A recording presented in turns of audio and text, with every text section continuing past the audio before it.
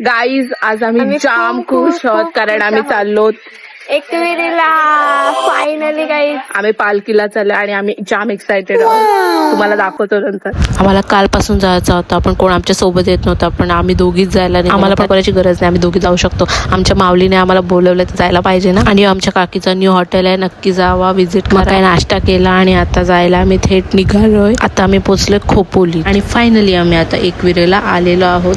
जाम खुश आहोत आम्ही. तरी आम्हाला जाताना काही एवढी फार गर्दी भेटली नाही.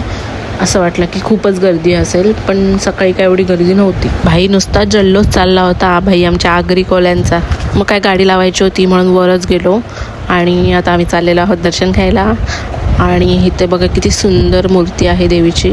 2 वाजले आम्ही आलेलो पण एवढी काही गर्दी नव्हती.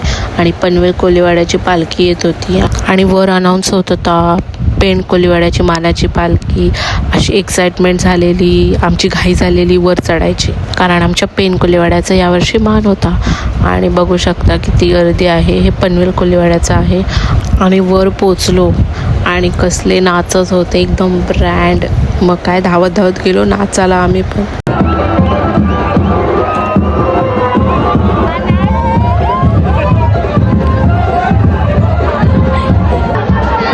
जाम मजा आली. फर्स्ट टाइम गेलेलो, इच्छा पूर्ण झाली. मला कधीपासून जायचं होतं पालखीला. आणि ते दर्शन घ्यायला गेलो, बाहेरूनच घेतला कारण नंतर खूप गर्दी झाली असते.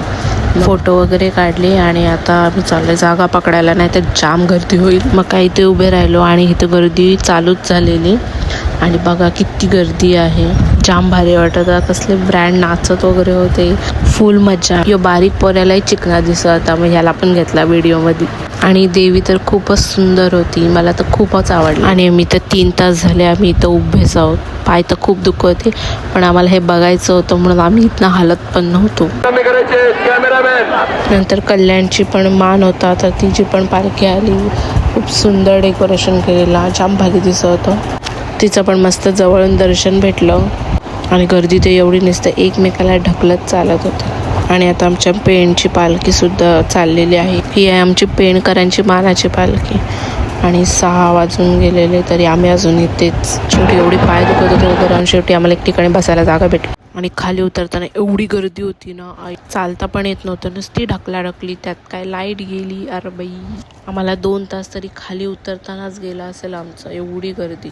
त्यात एवढी ताण लागली. मग लिंबू सरबत पिला आणि नंतर नाश्ता केला. आणि घरी जावायला आम्हाला 12 वाजले. आणि नंतरच्या व्हिडिओ मी घेतलाच नाही कारण की माझी कॅपॅसिटी गेलेली.